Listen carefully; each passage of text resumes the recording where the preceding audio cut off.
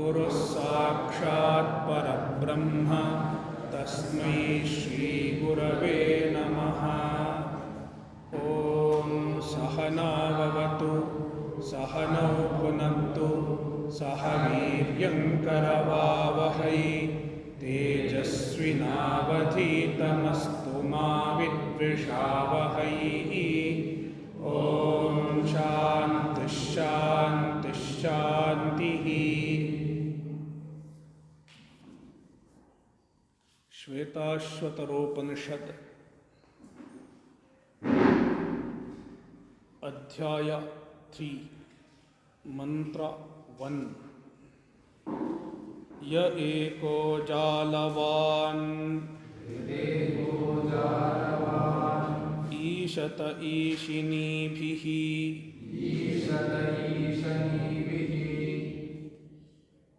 ईशत ईशनीभिः सर्वान् लोकान् ईशत ईशनीभिः य एवैकः उद्भवे संभवे च य एतद्विदुः अमृतास्ते भवन्ति।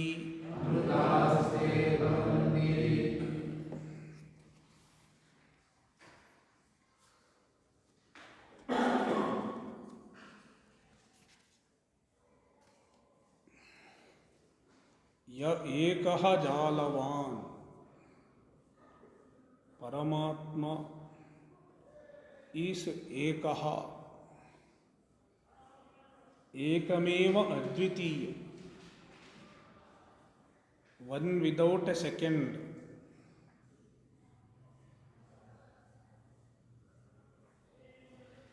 meaning there is no parallel reality.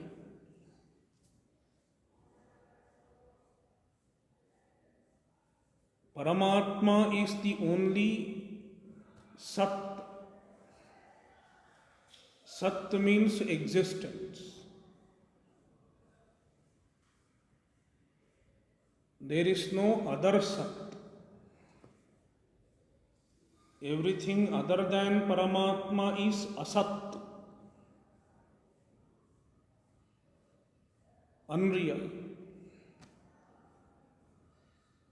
That is why Ekaha.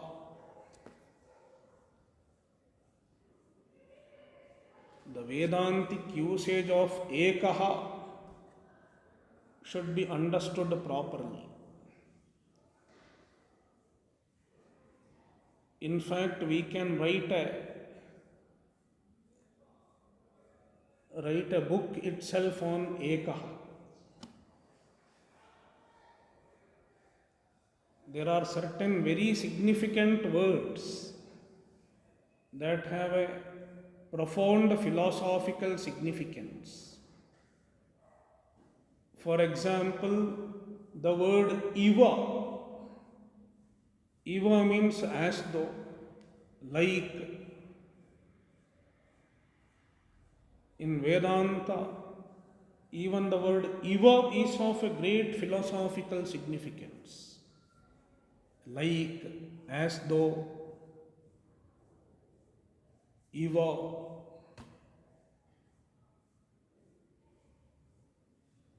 The whole universe is Iva,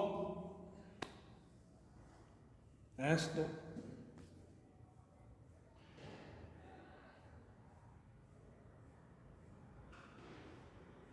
Likewise, the word Ekaha, one. It is totally different from the way we use the word one in our normal conversation.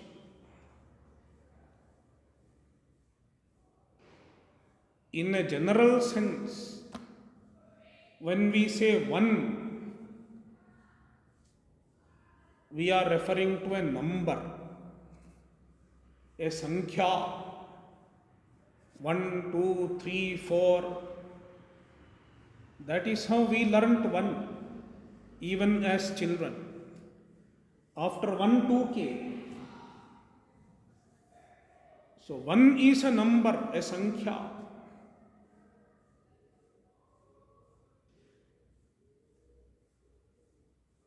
But the Vedanta reveals a Brahman. Vedanta reveals a Paramatma who is free from even sankhya. Asankhyeya. He does not have sankhya. Sankhya atita.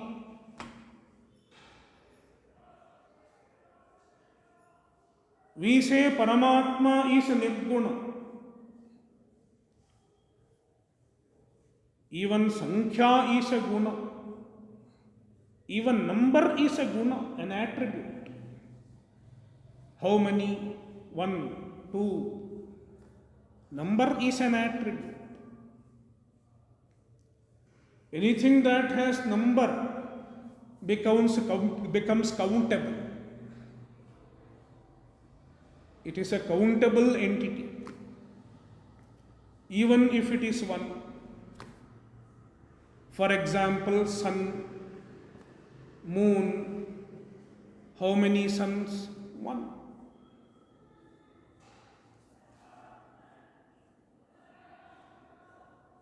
But the Paramatma,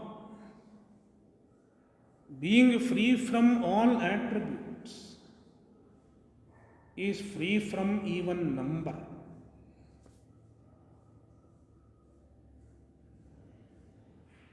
Since he is free from number, you cannot count Paramatma against anything.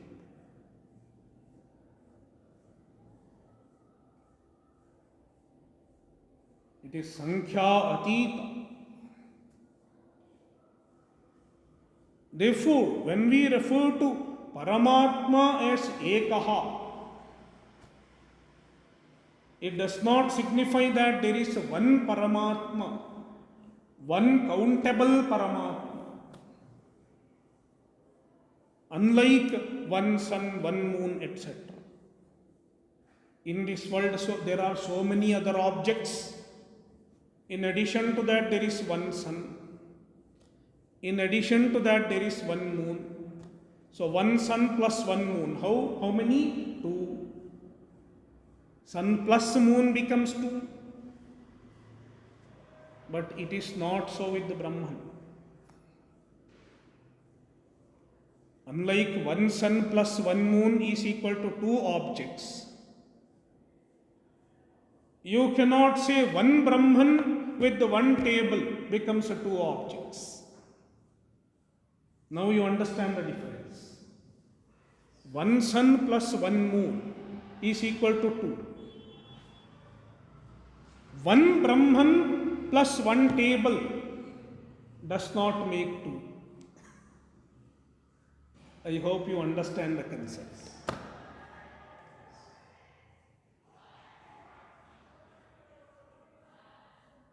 It is Ekameva Advitiya. Even table is Brahman. You cannot add a table to Brahman. And you cannot subtract a table from Brahman also.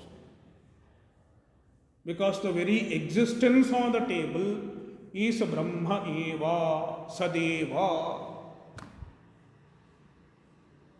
That is why when we say Ekaha with respect to Brahman, it is not Sankhya, it is not number.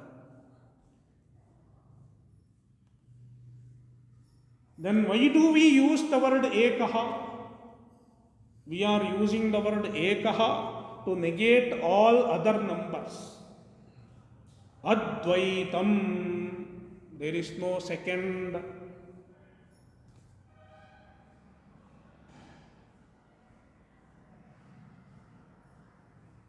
It is the lakshyartha of the word Ekaha.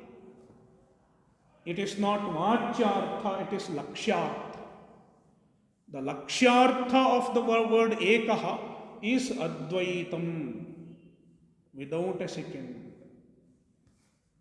The existence without a second is Ekaha. Just think about it. That is why when we say Ekaha, it is not monotheism.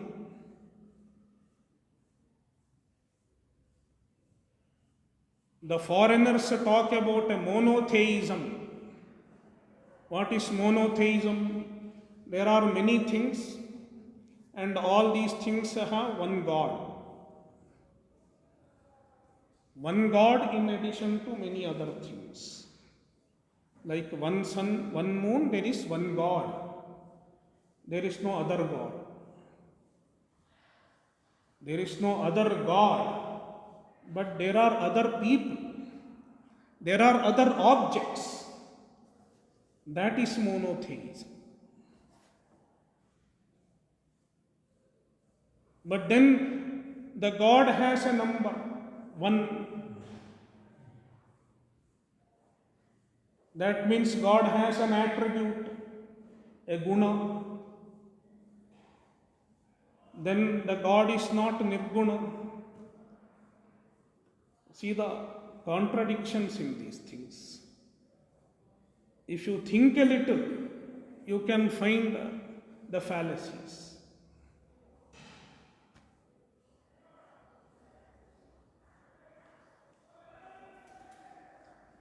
So it is not monotheism. It is Advaita. Ya Ekaha. And if he is Ekaha, Ekameva Advitiyam, one without a second, then how all these things are seen? We are experiencing a multitude. We are experiencing the manifoldness. So many objects, so many people, so many lokas.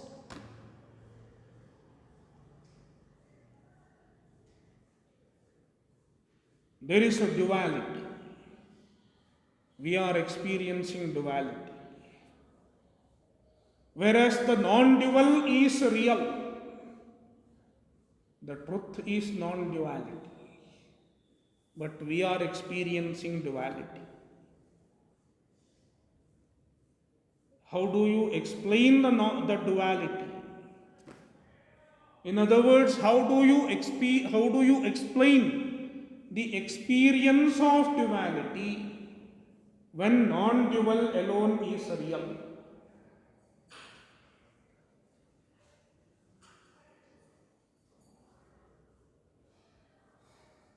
The Vedanta has an answer to this also.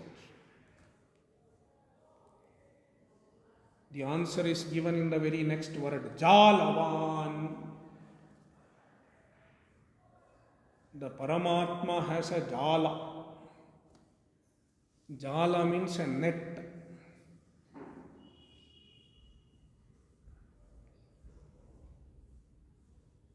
We have net.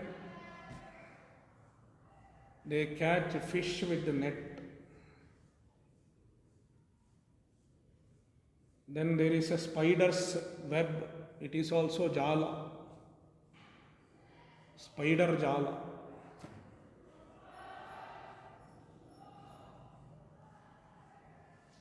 With the net, many people get caught.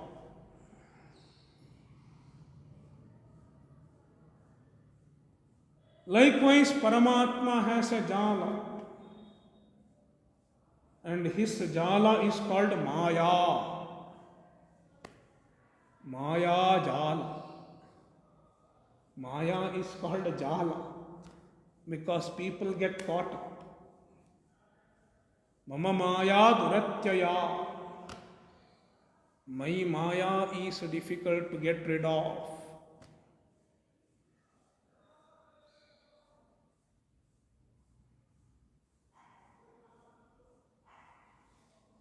And a major part of the Maya is in our head.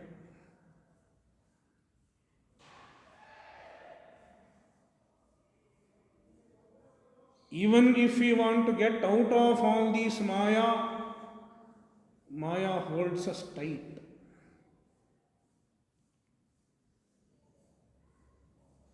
Producing various types of temptations.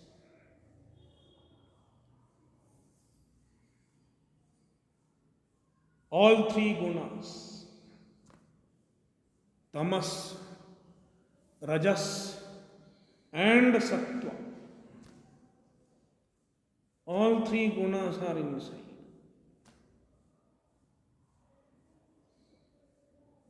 Sometimes we feel dull and lazy. What is it? Maya.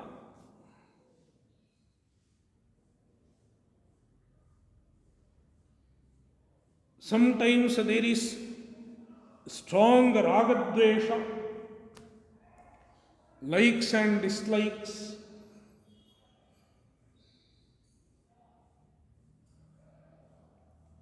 Maya.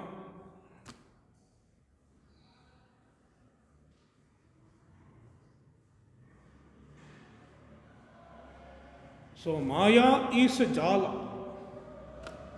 It is like a net, like a web that catches us, that keeps us bound in samsara, traps us in samsara. Maya is a trap. It is duratyaya.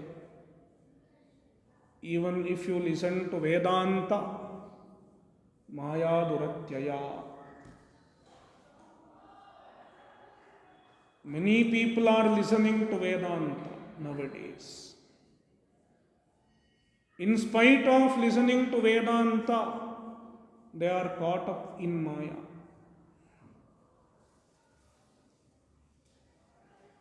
And sometimes they are proud of themselves.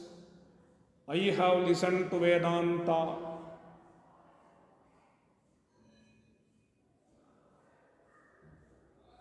I know that I am Brahman.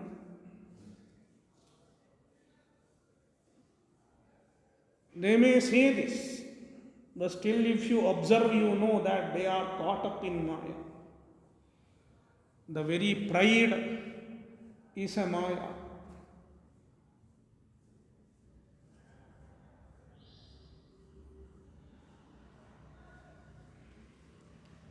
No change in their life. They have understood Vedanta. They have listened to Vedanta.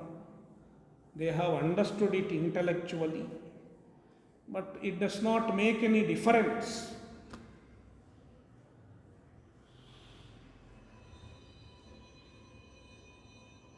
Despite being students of Vedanta, they are dependent on the world only for their happiness.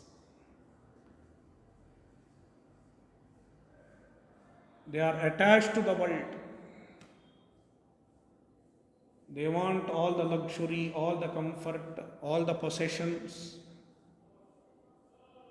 all recognition.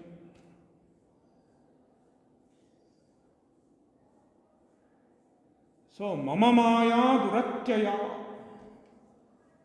Paramatma's maya is duratyaya.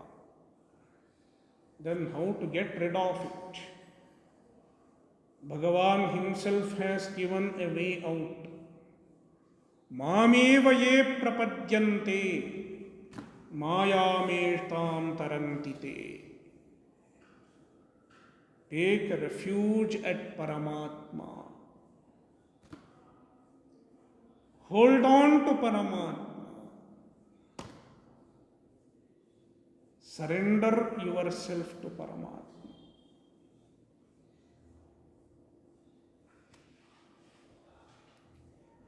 Only such people get rid of Maya.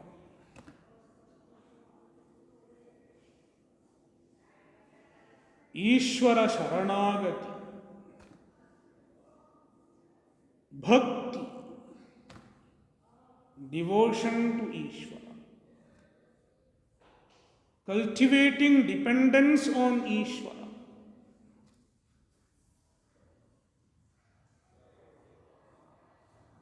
is the way to get out of Maya.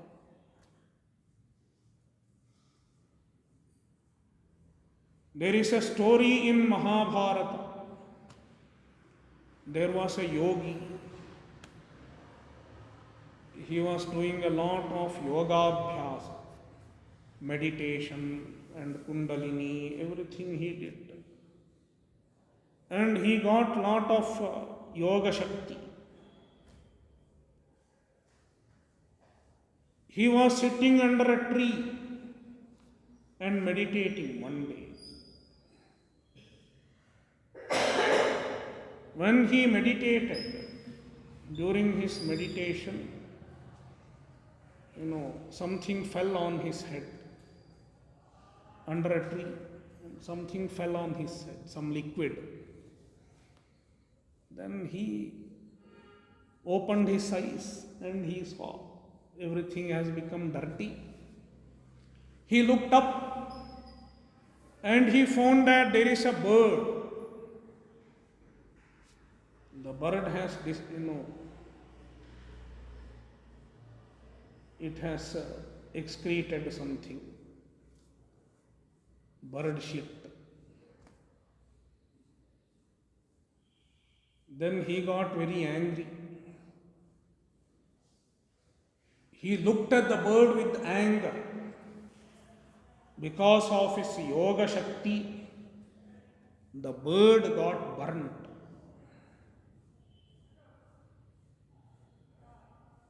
That was his power.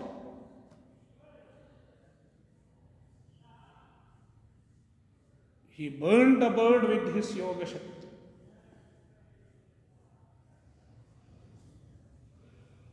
And then he felt very proud. Oh, I am a great yogi. So there is pride. The pride regarding one's own spiritual accomplishment is also Maya. It is also a trap.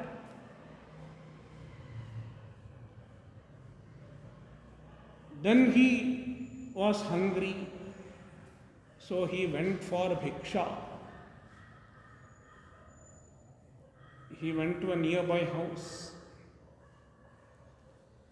And in the nearby house, he said, Bhavati bhiksham dehi, give me bhiksha. Then there was the lady of the house.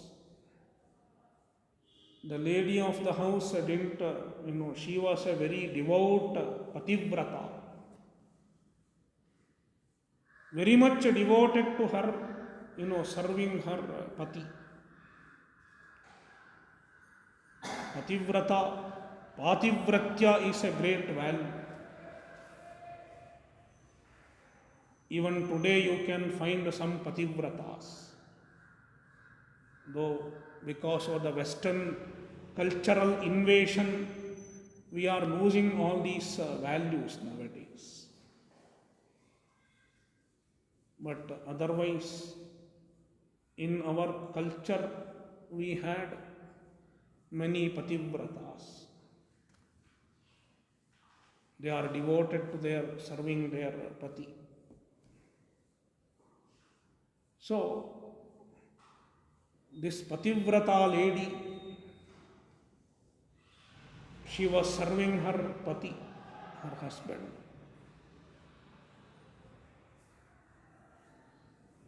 At that time, she could not leave serving her husband. In fact, the pativratya means the status of being pativrata. It is glorified in our Shastra. Sutam patantam samavikshya pavake. Sutam patantam samavikshya pavake. Na bodhayamasa patim pativrata. Tada bhavat tat pati bhakti gauravat. Hutashanashchandanapankashitalaha. Hutashanashchandanapankashitalaha. The fire becomes as cool and pleasant as the wind from the Chandana forest. The wind from Chandana forest, sandal forest. It is very cool and pleasant, cooling and pleasant also. The poet says the fire becomes as pleasant as the wind from sandal forest. How is it possible? It is possible under a special circumstance. And the poet explains it. There was a lady, a pativrata stri, and she had a small baby, 1 year old or 1.5 year old toddler, just learning to crawl, not even toddler, a shishu, crawling baby. What is it called? Yeah, infant. Yeah, an infant son. So this infant son was playing there, and in olden days they used to have some hearth with the fire and all. So fire was burning there in the house. Infant was playing here. Then this lady's pati, I am using the word pati because husband does not convey the meaning. Pati and patni have special significance. The relation between pati and patni is meant for yajna. As Panini says, patyurno yajna sanyoge. It is not meant for pleasure, or it is not meant for a convenience.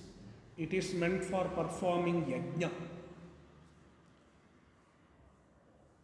So this pativrata,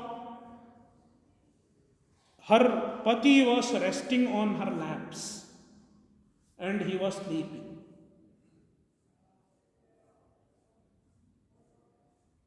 Pati was sleeping. Then this infant was crawling here and there, and he went near the fire. And he doesn't know anything. He just walked, crawled into the fire. Then this Patni was in a dilemma. What can I do? My Pati is sleeping on my lap. I should not wake him up. If I wake him up, it will be his nidra bhanga. You should not wake up anybody who is sleeping. Means you should not break somebody's sleep. If someone is sleeping till late, then you wake up your son or daughter, that's a different thing. So then she just kept quiet. Now I have my dharma to my pati. I should not disturb him. Then she just prayed, "Oh Bhagavan, save my son." Na bodhayamasa patim pativrata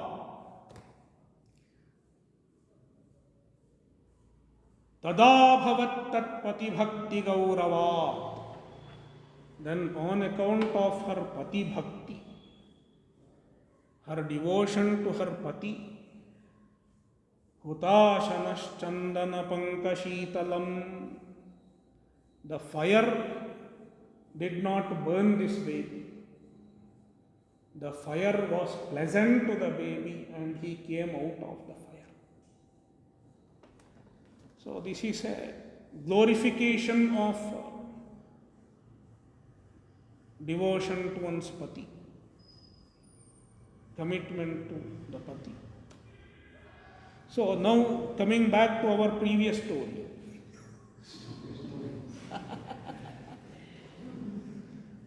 So this yogi went to the pativrata.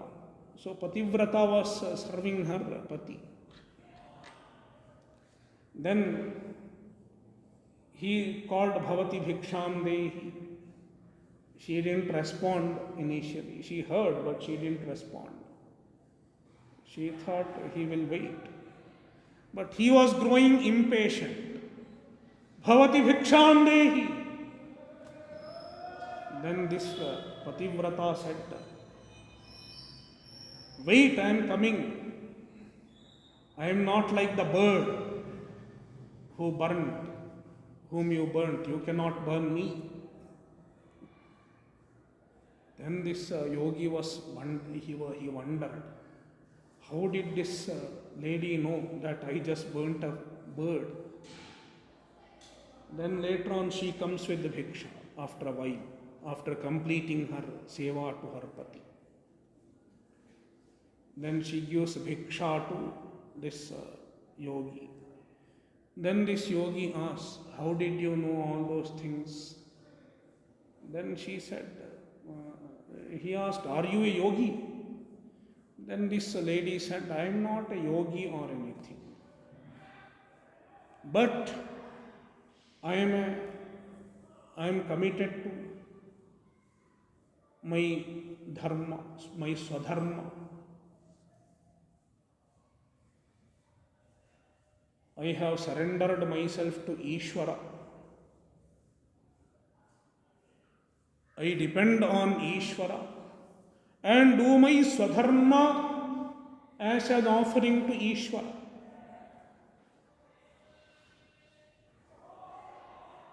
As a patni, I have my swadharma. As a grihini, I have my swadharma.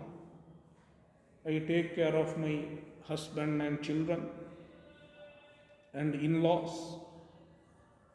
So I am doing my dharma as an offering to Ishvara. And that is what has blessed me with the special power. So with the grace of Ishvara, I can understand certain things. So now this yogi understood that this lady has accomplished the spiritual enlightenment. And it happened only because of her swadharma, her commitment to her dharma. Then this yogi says, see, I am doing yoga abhyasa for a long time, though I got some power, but I have not attained peace within. I have powers. I may have power and scholarship and other things, but inside I have not found peace. He confides to this lady. So can you teach me? Can you give me upadesha? Then this lady tells, see, I cannot give you upadesha now because I am busy. I have to go and cook now. But I will send you to somebody. Who is that? There is somebody called Dharma Vyadha, a Vyadha, a hunter. And what does the hunter do? He sells meat seller. You go to that meat seller and ask for upadesha. Initially, this yogi was surprised. How can a meat seller, hunter, give me upadesha? But still he, out of curiosity, he goes there to his shop.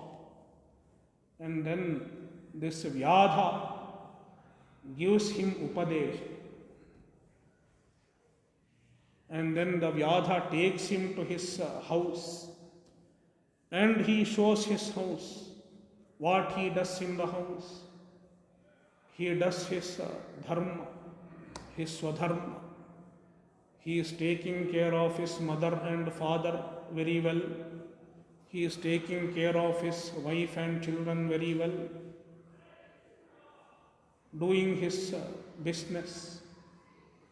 He earns money and he takes care of his family and he does everything that he can do to the society.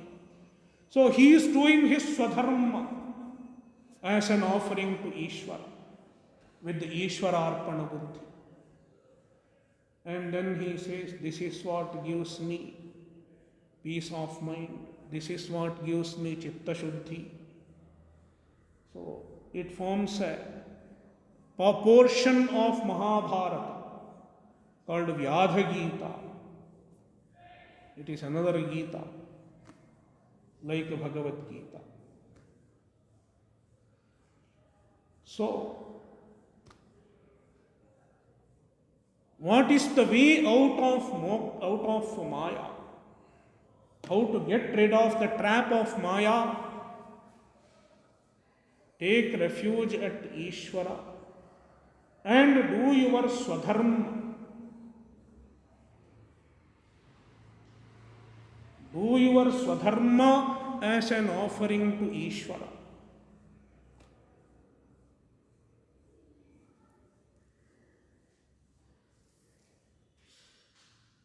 That is how one can get rid of the spell of Maya.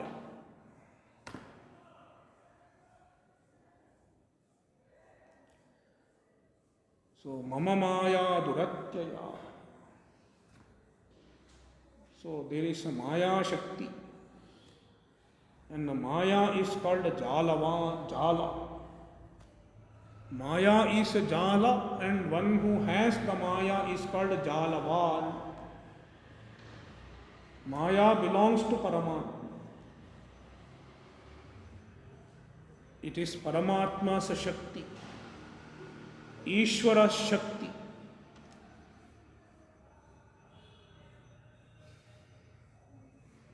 And because of the Maya,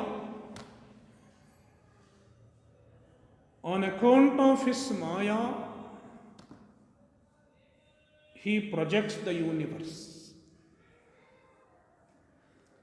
With the help of his Maya, he projects the universe.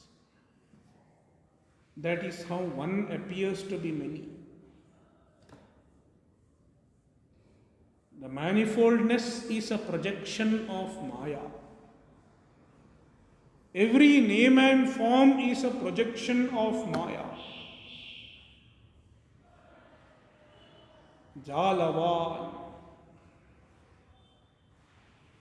So with the help of Maya, he creates the universe. And also he sustains the universe. Ishate. Ishate means he rules the universe. And ruling includes creating also. He has projected and sustained. Creation and sustenance. Srishti and Sthiti. And also Laya ultimately. Srishti, Sthiti, Laya. All are done by Ishvara with the help of his Maya.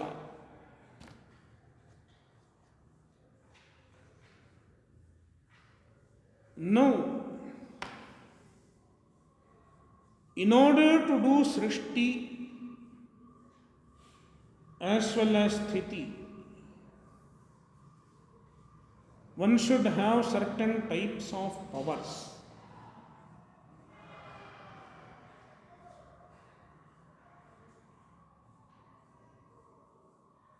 Even to do anything in this world,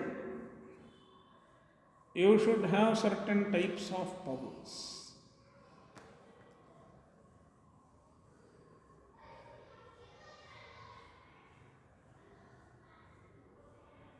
It is true even for making idli. You want to make idli, you need three types of powers.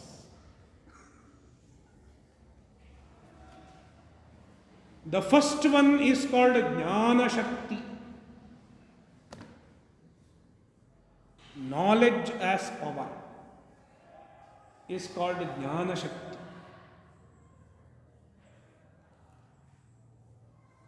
One should know how to make idli, how much of rice to soak, how much of black gram to soak, what is the proportion, and when you should soak, what kind of rice you should select. One should have a knowledge.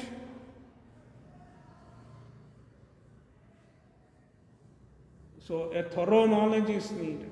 Otherwise idli will go wrong.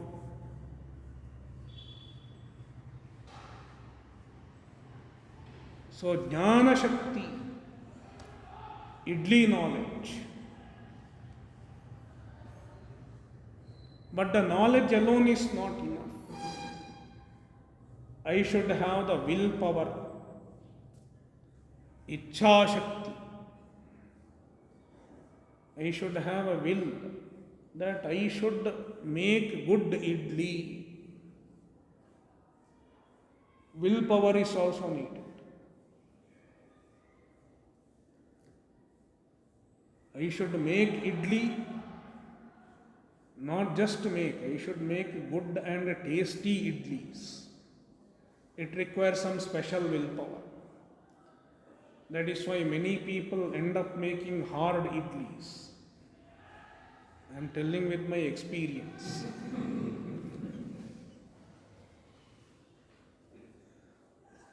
Of course, I don't have Jnana Shakti or Ichha Shakti.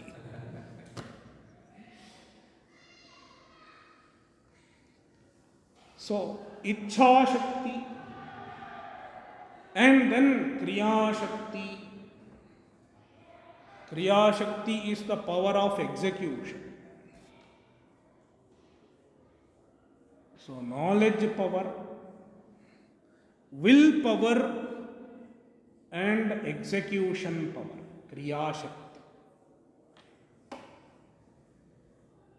These three Shaktis are needed to accomplish anything. Even if you want to establish a successful business, you need these three. If something goes wrong, one can analyze which Shakti is lacking. Whether Jnana Shakti is lacking, or Ichha Shakti is lacking, or Kriya Shakti is lacking.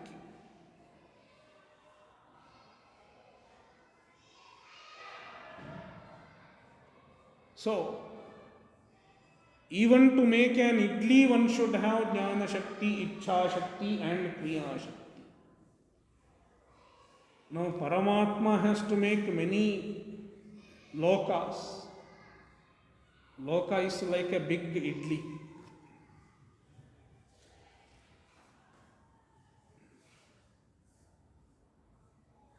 He has created the whole universe. That means he should have much more Jnana Shakti, etc. than ours. Therefore, Paramatma has total Jnana Shakti, total Ichha Shakti, and total Kriya Shakti. In this totality, we have a small fraction of it. And even our small fraction is a part of Paramatma's Jnana Shakti, etc. Our Shakti is a fraction of Paramatma's Shakti that we have got because of His grace. That is why we worship Paramatma as a Jnana Shakti, Ichha Shakti, and Kriya Shakti. All these are his upadhis, various forms. So, Ishanibhihi. Ishani refers to the Jnana Shakti, Ichha Shakti and Kriya Shakti. With these three Shaktis, Paramatma rules this world, rules this universe. Sarvan lokan ishate ishanibhihi. With his ishani, with his powers, he rules all the lokas, not just one loka, all the lokas. Sarvan lokan ishanibhihi ishate. Whether it is this loka or any other loka, the Paramatma is one and the same. It is like whether it is India or America, the sun is the same.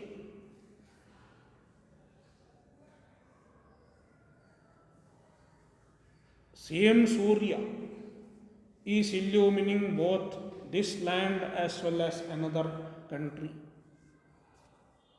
Likewise, the same Paramatma is ruling all the universes, all the worlds. Whether it is Bhuloka, Bhuvarloka or Swarloka, everything is ruled by Paramatma only. Same Paramatma. Ya eva ekaha udbhave sambhave cha. Yaha ekaha. The same Paramatma is present in all lokas. Udbhave sambhave. Udbhava means srishti and sambhava means sthiti. And we can understand laya also. Srishti, sthiti and laya. The cycle. The cycle of Srishti, Sthiti and Laya is governed by Paramatma himself.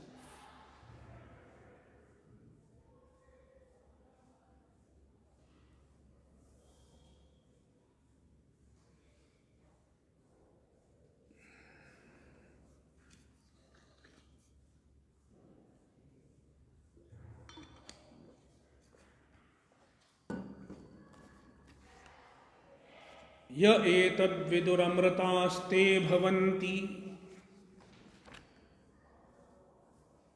ये एतद्विदुः. The knower of Paramatma, one who knows the truth of Paramatma. Amritaste bhavanti. They become free from death. Amrita. Amrita means free from death. Free from death includes free from birth also, implying moksha, freedom from the cycle of birth and death. That is what happens to a jnani. An ajnani will get another janma. He goes through cycles of birth and death, as I described in the previous sessions. But when a jnani leaves the body, means when a jnani dies, in fact he does not leave the body. See, leaving the body is called utkranti or utkramana in Sanskrit. The Brahma Sutra discusses in detail the process of utkranti. How a jiva exits from the body.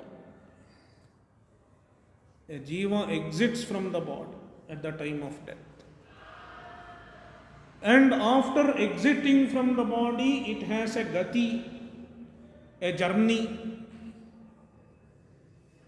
It goes from this body to another loka and it gets another janma. The gati is described, utkranti and gati. But unlike an ajnani, a jnani, a knower of the truth of Paramatma, natasya prana utkramanti, his pranas do not leave this body and go, they do not travel. Then what happens? They just disintegrate here itself. Atraiva samavaniyante, they just resolve.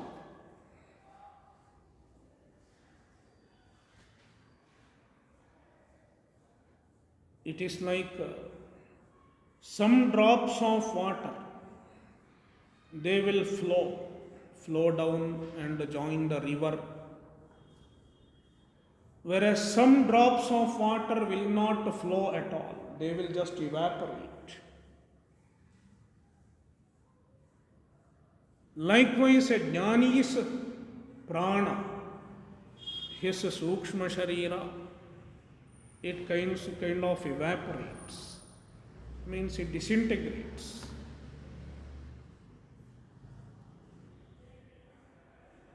No more body, no more limited being for a jnani. That is why a jnani has as though merged with Brahman. Brahmaiva san brahmapyeti. He merges with the Brahman.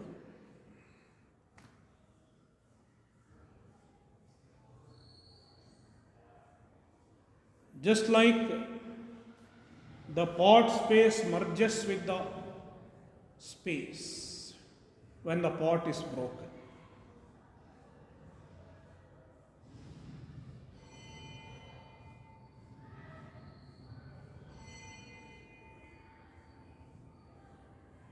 A jnani merges with the Brahman.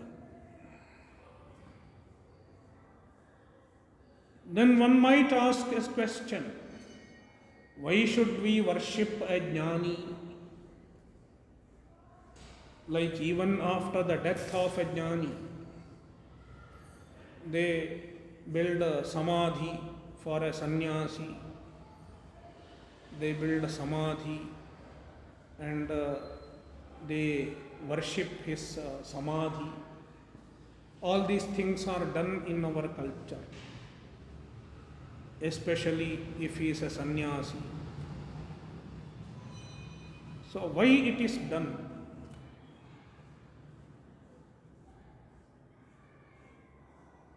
The Mundaka Upanishad says, Yam yam lokam manasa samvibhati Vishuddha sattvah kamayate yanscha kaman tam tam lokam jayate tanscha kaman tasmadatmajnam hyarchayed bhuti kamaha.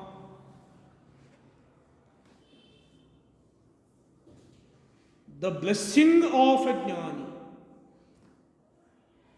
a Vishuddha sattva, Atmajna, means an Atmajnani whose mind is absolutely pure.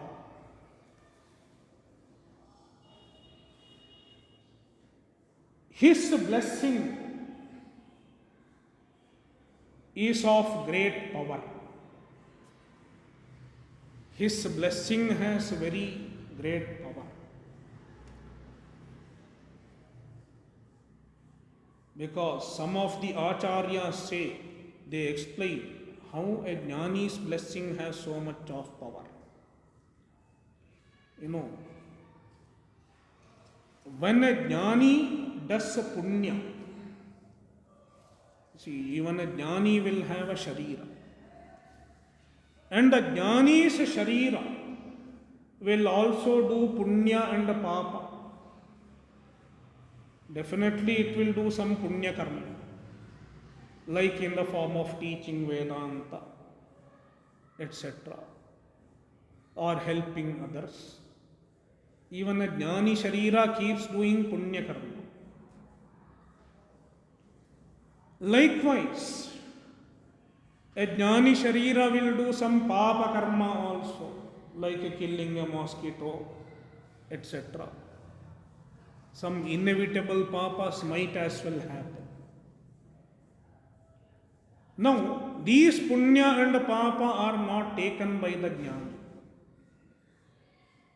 because he doesn't need them. He is not interested in punya and papa. Moreover, he doesn't have any connection with the punya and the papa, because he does not identify with them.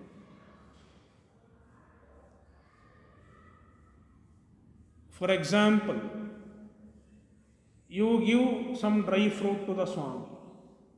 What will happen? He will not take it sometimes. Sometimes he may take. Sometimes he may not take it. Then what happens? It goes to other people. It is distributed among others.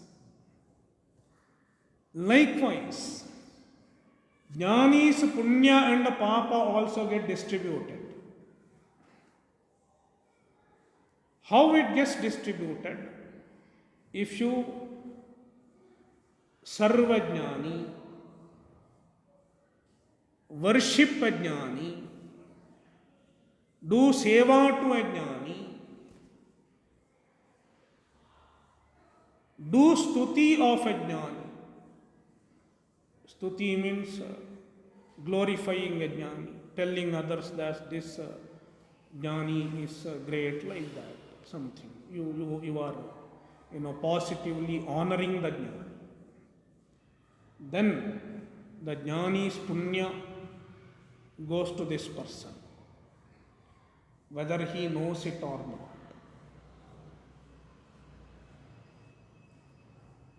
Then the jnani has some papa also. Who takes the papa?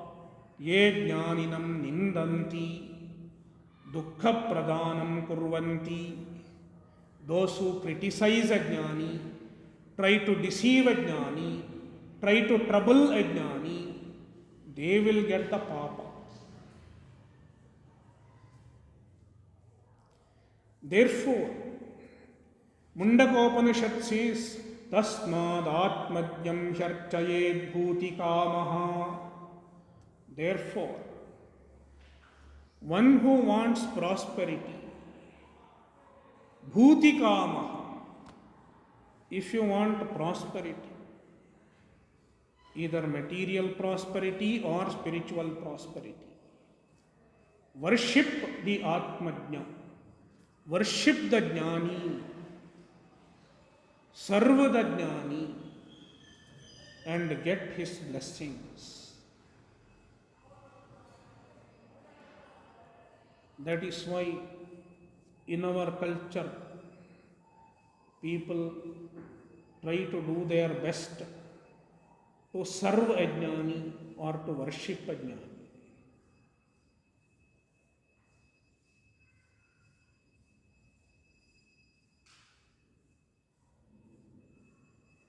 Om Purnamadah Purnamidam Purnat Purnamudachyate Purnasya Purnamadaya Purnamevavashishyate. Om Shanti Shanti Shanti. Harihi Om Shri Gurubhyo Namaha. Harihi Om.